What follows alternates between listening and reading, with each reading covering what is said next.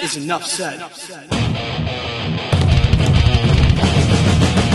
Happy Friday, Heat Nation! Your boy Ernest here, back with another Miami Heat Talk video. Would really appreciate if you guys can like the video. Do not forget to subscribe to the channel as we push for 5,000 subscribers. Now, let's rock and roll on another Miami Heat Talk adventure. Really appreciate you guys showing the support yesterday with both videos I cut. Y'all the real MVPs. Now we got a good little subject today, you guys. I know there's not a lot going on the Miami Heat front, but you know your boy always tries to find something to talk to you guys about. And today, we're going to talk about Boy Wonder, the dude whose jersey I got on, Mr. Tyler Herro.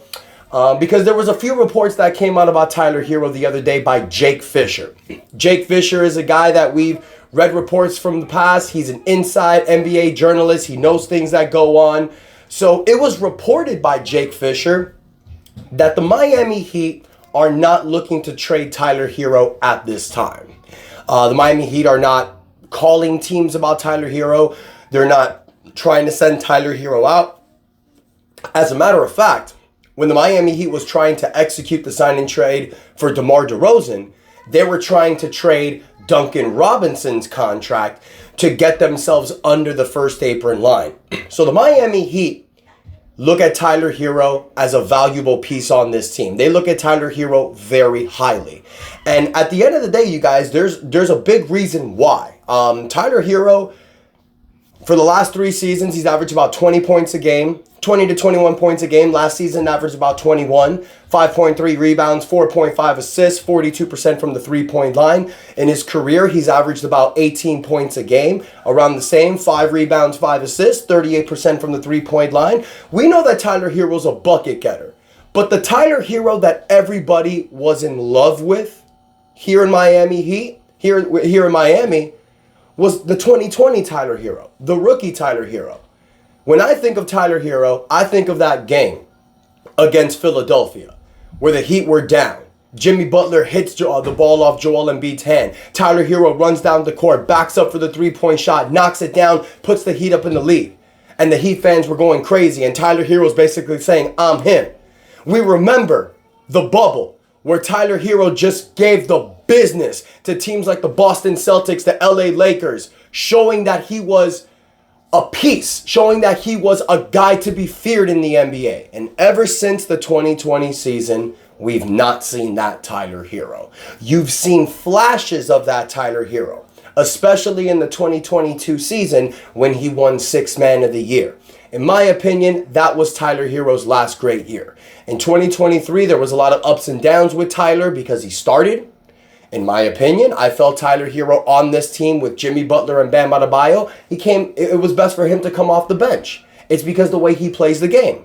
Him and Jimmy Butler play hot potato basically with the ball. Then you bring in Terry Rozier. Terry Rozier, who basically has the same game as Tyler Herro. Both guys are shooting guards, but Terry Rozier plays the point guard position. I've said it multiple times in the past. A team with Tyler Herro and Terry Rozier starting in the backcourt just doesn't work, especially defensively. So Jake Fisher said something that I want to talk to you guys about a little bit. He mentioned in his report that the Miami Heat have failed to make any significant upgrades to the rosters this offseason, obviously. While many believed that they could dangle Tyler Herro in trade talks, the front office has not shown interest in moving on from the 2022 NBA Sixth Man of the Year, discussing the new CBA, which counts unlikely bonuses towards teams' caps, Jake Fisher wrote. He continued to say, for Herro's contract, his scoring ability, age, and potential, he flashed as a playmaker last season. The 24-year-old still stands as a proverbial centerpiece to any package Miami would have to send out the door to acquire a talent like the Heat once hoped for in Damian Lillard. We've said this before, guys. We know that Tyler Herro being the third guy on this team, he's going to be the one that's always in trade talks. He's been in trade talks since he was a rookie. Every year, Tyler Herro's always in these trade talks. He makes posts on Twitter. Heat fans think, wait a second, are these cryptic tweets? We saw the same thing a few weeks ago when he was liking certain posts on Twitter. Why do I like this particular post right now, you guys? Because let's be real. The Heat ain't trading for anybody. Andy Ellisberg said it in his interview. The move that the Miami Heat made was Terry Rozier, trading Kyle Lowry. They just made it in the trade deadline rather than the offseason. And I've said this before, y'all, and let's keep it real. Heat fans are never happy unless we win a championship. Because I swear to God, y'all, I swear to God, if the Miami Heat made this Terry Rozier trade this offseason rather than midseason, there'd be a parade in Biscayne Boulevard.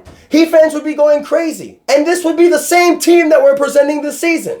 It's just because the trade was made in the offseason and you didn't make any, the trade was made during the midseason and you didn't make any moves in the offseason. The Heat fans constantly want more. Heat fans want every superstar that's available. But in reality, you can't do it. In reality, there's a new NBA collective bargaining agreement that not only fans are forgetting, but podcasters are forgetting, YouTube channels are forgetting, even agents in the NBA are forgetting. This new CBA, you guys, is destroying teams to create dynasties. It hampers teams from becoming dynasties. So when you have a guy that's 24 years old making a favorable contract, even though $29 million is a crazy amount for a number 3 player, it's still not max level money. That max level money that Jimmy Butler is looking for. You're not paying that to Tyler Herro. So if you can get this team on the right page, because you have 4 guys that can, in any given night, can drop 20 to 30 points. Jimmy Butler, Bam Adebayo, Tyler Herro, and Terry Rozier.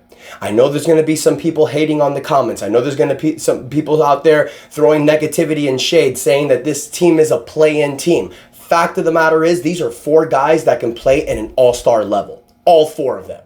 Then you have Jaime Jaquez and Nikola Jovic. You don't know what type of ascension they're going to take next year. You also have Kel'el Ware, who gives you something you've never had. Rim protecting and rebounding next to Bam. You also have Duncan Robinson. We've seen how Duncan Robinson has elevated his game recently. Kevin Love is coming back with that experience. You also signed Alec Burks. You have a team that can contend this year. Let's not forget you also have guys like Josh Richardson. You also have these players that are coming up, guys like Kashad Johnson, Pell Larson, Zion Pullen, Isaiah Stevens, Josh Christopher. This team on paper, you guys, can compete for a championship next season. You have Jimmy Butler, who's on a contract year and is looking to prove everyone wrong.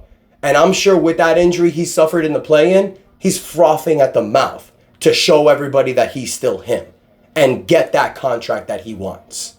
So I'm confident, you guys. I feel that this Miami Heat team can compete next year. There's only 2 things that are stopping us. Injuries, which we suffer every year. So that's one thing, that's a mountain we need to overcome. But another thing is team chemistry, putting the right lineup together. Because in my opinion, if we start game 1 with a starting lineup of Bam Adebayo, Nikola Jovic, Jimmy Butler, Tyler Herro, and Terry Rozier, it's not going to work. One of these players is just going to have to take a step back and not be able to play their game. But if you allow Tyler Herro to come off the bench or Terry Rozier to come off the bench, now you're going to upgrade a little. We saw it last year, you guys. There were 2 games where Tyler Herro was playing as the 6th man. Tyler Herro got 19 points and 24 points those games off the bench. Then Terry got hurt. But you saw that it was working. I feel that's what the Heat need to do. So Heat fans, let me know what you think. Do you think that the Miami Heat would be better potentially trading Tyler Herro? Or do you think the Heat should give this team one more shot? Because remember, after this year, I've said it before, we're going to find out what we're really going to do with this team. Blow it up or keep moving forward. So let me know in the comments what you guys think. Don't forget to like the video and subscribe to the channel. We are pushing for 5,000 subscribers. Thank you guys so much for the continued support. Love y'all. Enjoy your Friday. And that is enough said. Yeah, buddy. Let's go.